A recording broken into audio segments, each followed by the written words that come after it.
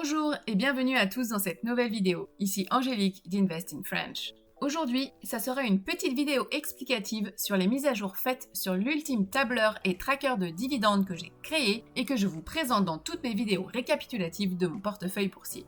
Tout d'abord, je vais expliquer les changements que j'ai faits pour la version 1.2. Puis ensuite, je vais vous parler de la version 1.3 et de ses améliorations. Je vais aussi reprendre point par point comment faire pour ajouter ces nouveautés dans votre document personnel si vous en êtes déjà un fidèle utilisateur. Si vous n'êtes pas familier avec ce tableur, je vous conseille d'aller jeter un œil à la vidéo où je le détaille sous toutes ses coutures. Je vais d'onglet en onglet pour le présenter, expliquer comment le remplir et comment il fonctionne. Je vous mets le lien en haut à droite de cette vidéo. Si vous voulez vous le procurer, je vous mets dans la description de cette vidéo le lien vers l'article de mon blog qui explique comment faire pour le télécharger via Gumroad ou directement en me contactant. Avant d'aller plus loin, si vous ne l'avez pas encore fait, n'oubliez pas de liker cette vidéo, de vous abonner à la chaîne ainsi que de cliquer sur la cloche pour recevoir une notification à chaque nouvelle parution de vidéo. Et si vous avez un peu de temps, un petit commentaire ferait aussi plaisir. Merci d'avance. Maintenant, allons voir de plus près ce que sont ces mises à jour. Tout d'abord, parlons rapidement de la version 1.2 et des petits changements que j'avais effectués en mai dernier. À cette époque, la connexion avec Yahoo Finance ne se faisait plus et donc l'accès au montant des dividendes ne fonctionnait pas et ça me rendait complètement folle. Du coup, en utilisant MarketWatch, j'avais réussi à résoudre le problème en rajoutant les colonnes X et Y et en créant deux nouvelles formules d'extraction de données vu que bien entendu pour les ETF c'était différent des actions normales. La connexion était assez stable, mais les données de MarketWatch sont moins exactes que celles de Yahoo Finance. Je leur en avais fait part par message, mais je pense qu'ils ont autre chose à faire de bien plus important.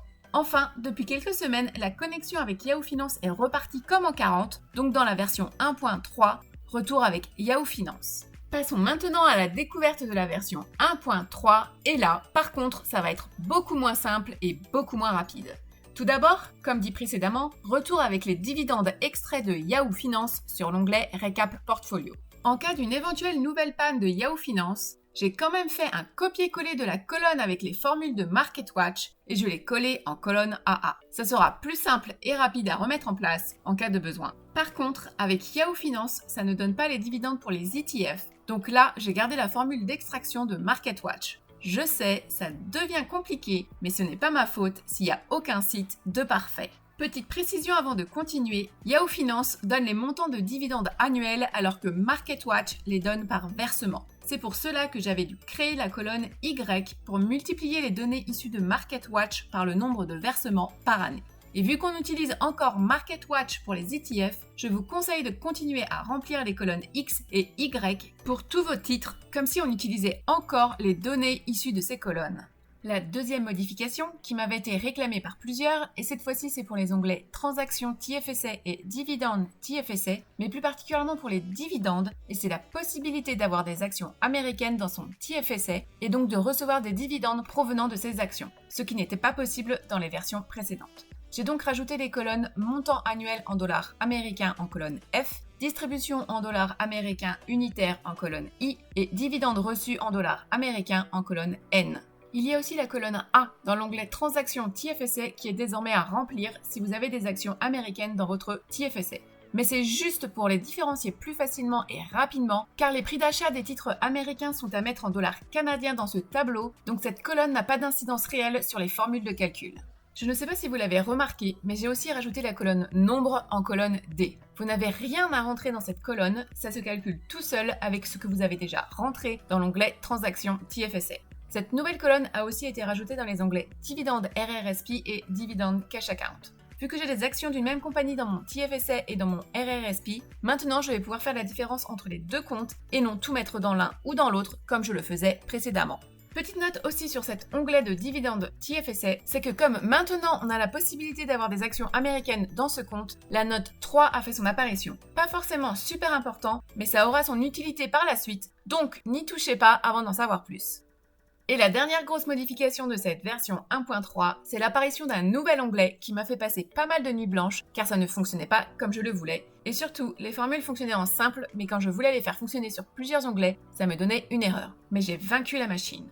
Donc cet onglet est l'onglet Récap Dividendes qui reprend le total de tous les dividendes reçus en prévisionnel dans la totalité des comptes qu'on possède par mois et par compagnie. Comme pour tout le document, dans cet onglet, on ne remplit que les cases en jaune pâle, c'est-à-dire le nom des compagnies en colonne B et si ce sont des titres canadiens ou américains en colonne Q. Tout le reste se remplira tout seul. Les titres américains auront leur versement de dividendes convertis en dollars canadiens avec le taux de change du jour grâce à la case N9. Ce tableau vous permettra de voir vraiment quels sont les mois qu'il va falloir travailler pour faire augmenter le montant total, comme ici les mois de mars, juin et septembre. Je reviens donc sur la petite note précédente. Pour que ce tableau fonctionne, il faut que chaque onglet soit identique. C'est-à-dire que la première ligne dans l'onglet Dividende TFSA soit la même que celle sur Dividende RRSP et Dividende Cash Account, c'est-à-dire la ligne 9. C'est pour cela que j'ai dû rajouter une ligne et d'où la note 3 pour que la première ligne du tableau soit la ligne 9 et non la ligne 8 comme c'était auparavant. Maintenant, cette partie est pour ceux qui ont acheté le tableur avant cette nouvelle version et donc l'utilisent déjà depuis quelques mois et surtout ne veulent pas repartir de zéro. Je vais essayer de tout vous expliquer en détail pour récupérer les données de cette mise à jour et que ça ne soit pas trop pénible à intégrer à votre document. Je vais utiliser les noms des onglets que j'ai créés, donc si vous les avez modifiés pour les adapter à votre profil, vous allez devoir être encore plus attentif pour ne pas vous emmêler les pinceaux. Tout d'abord, il va falloir reprendre le document initial qu'on appellera de base, celui duquel vous êtes parti et dont vous avez fait une copie, celui qui apparaît quand vous cliquez sur le lien fourni dans le premier PDF que je vous ai envoyé. Pour votre document rempli, celui que vous utilisez régulièrement, je l'appellerai tableur personnel tout au long de mes explications. Pour la première mise à jour à récupérer, il faudra aller sur l'onglet Récap Portfolio du document de base. En bas, au niveau du nom de l'onglet, cliquez sur la petite flèche à droite et ensuite cliquez sur Copier dans, puis Feuille de calcul existante et sélectionnez le nom de votre document personnel. Ici, je vais prendre Tableur Canada Angélique. Retournez dans votre tableur personnel et déplacez ce nouvel onglet proche du premier qui est rempli pour que ce soit plus facile pour travailler dessus. Allez sur votre onglet rempli et maintenant, il faudra copier les données des cases jaune pâle sur le nouvel onglet. Commencez par la colonne C. Sélectionnez toutes les cases du haut jusqu'en bas du tableau principal, c'est-à-dire de la case C16 à C92 ici, et collez le tout sur le nouvel onglet. Faites de même pour les colonnes E, F, X et Y. Une fois fini, vérifiez que toutes les données correspondent et si c'est le cas, alors supprimez votre onglet initial et ne gardez que le nouveau avec vos données dedans. N'oubliez pas de le renommer comme celui que vous venez d'effacer. Si vous regardez de plus près dans les onglets Transactions et Dividendes, vous verrez un petit triangle rouge d'erreur sur les lignes des compagnies ainsi que des messages d'erreur pour les montants de dividendes. Comme on a remplacé le tableau principal Récap Portfolio par un nouveau, même s'il porte le même nom, la connexion entre les onglets s'est perdue. Il va donc falloir réparer tout ça et faire en sorte que les anciens onglets reconnaissent le nouveau. Dans l'onglet Transactions TFSA, dans la colonne des compagnies, il va falloir sélectionner la colonne D de la première à la dernière ligne, ici de D7 à D101, puis cliquez droit sur la souris et Validation des données, puis Enregistrer. La connexion entre les deux tableaux est de nouveau active. Faites de même pour tous les menus déroulants sur chacun des onglets Transactions et Dividendes. Pour la mise à jour suivante, allez dans le tableau de base dans l'onglet Dividendes TFSA. Il faudra faire comme pour la première mise à jour en important cet onglet tout neuf dans votre document personnel en cliquant sur la petite flèche en bas à droite du nom, puis ensuite cliquez sur Copier dans, puis Feuille de calcul existante et sélectionnez le nom de votre document personnel. Maintenant, retournez dans votre tableur personnel et déplacez ce nouvel onglet proche de votre onglet rempli pour que ce soit plus facile pour faire des allers et retours. Sur l'onglet que vous avez rempli, faire un copier des colonnes A, B et C de vos possessions et allez les coller sur le nouvel onglet Copy of Dividend TFSA. Et normalement, tout le reste de ce tableau devrait s'auto-remplir. Sur cet onglet, on a aussi le tableau de suivi des dividendes reçus, donc faites un copier de vos données et allez les coller sur le tableau du nouvel onglet. Ici, ce sont les cases M8 à X30. Ne pas oublier de refaire les totaux pour les cases en jaune pâle seulement. Bien s'assurer que toutes les données mises dans votre onglet rempli depuis quelques mois sont bien sur le nouvel onglet. Une fois sûr à 100%, supprimez le vieil onglet en entier et renommez le nouvel onglet mise à jour exactement pareil que celui que vous venez d'effacer. Cette étape est super importante si vous voulez que les données soient reprises dans les autres tableaux récapitulatifs. Pour la mise à jour suivante, ça se passera sur l'onglet Dividende RRSP. Il faudra faire comme précédemment en important l'onglet du document de base sur votre document personnel en faisant Copier dans, puis Feuille de calcul existante et sélectionnez le nom de votre document personnel depuis le document de base. Copiez vos colonnes A, B et C et collez-les sur le nouvel onglet. Faites de même pour le tableau de suivi de dividendes reçus et n'oubliez pas de refaire les totaux des cases en jaune pâle si besoin. Une fois que vous êtes sûr d'avoir récupéré toutes vos données, effacez l'ancien onglet et renommez le nouveau, pareil que celui que vous venez d'effacer. Vous devrez répéter cette action pour l'onglet Dividend Cash Account ainsi que tous les autres onglets que vous avez ajoutés si vous utilisez plusieurs autres comptes. Cette manipulation est pour avoir la colonne des nombres qui donne le nombre de titres qu'on possède d'une compagnie dans le compte en question. Pour la dernière mise à jour, elle va être assez simple à récupérer mais beaucoup moins à faire fonctionner, surtout si vous avez changé le nom des onglets. Si c'est le cas, vous devrez alors les remplacer par vos noms à vous dans les lignes de formule et même si ce n'est pas compliqué à faire, ça peut être assez pénible. Cette mise à jour concerne le nouvel onglet Récap Dividende. Pour récupérer l'onglet, il faudra faire plus ou moins comme précédemment, c'est-à-dire que vous allez dans le document de base.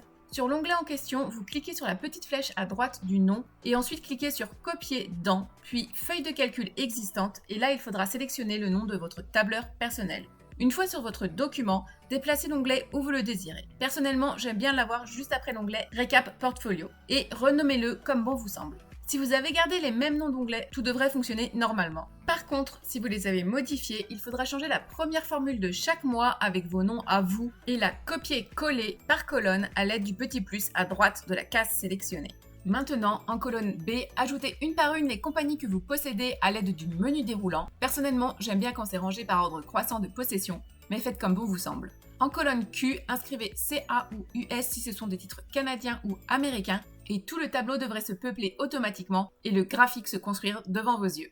Et voilà, c'est fini pour aujourd'hui. Votre nouveau tableur devrait être opérationnel avec encore plus de données qui vous donneront encore plus envie d'investir. J'espère que je ne vous ai pas perdu en milieu de parcours. Si jamais vous voulez plus d'informations ou d'aide pour le mettre à jour ou le remplir, je reste à disposition par email ou sur Facebook ou ici. Merci à tous ceux qui l'ont déjà acheté, j'espère qu'il vous permet de garder toutes vos transactions en ordre et que vous prenez du plaisir à le remplir et le maintenir à jour tous les mois. Si vous voulez des données supplémentaires ajoutées à ce tableur pour les prochaines mises à jour, n'hésitez pas à m'en faire part, j'étudierai vos demandes et qui sait, peut-être seront-elles rajoutées à la version 1.4.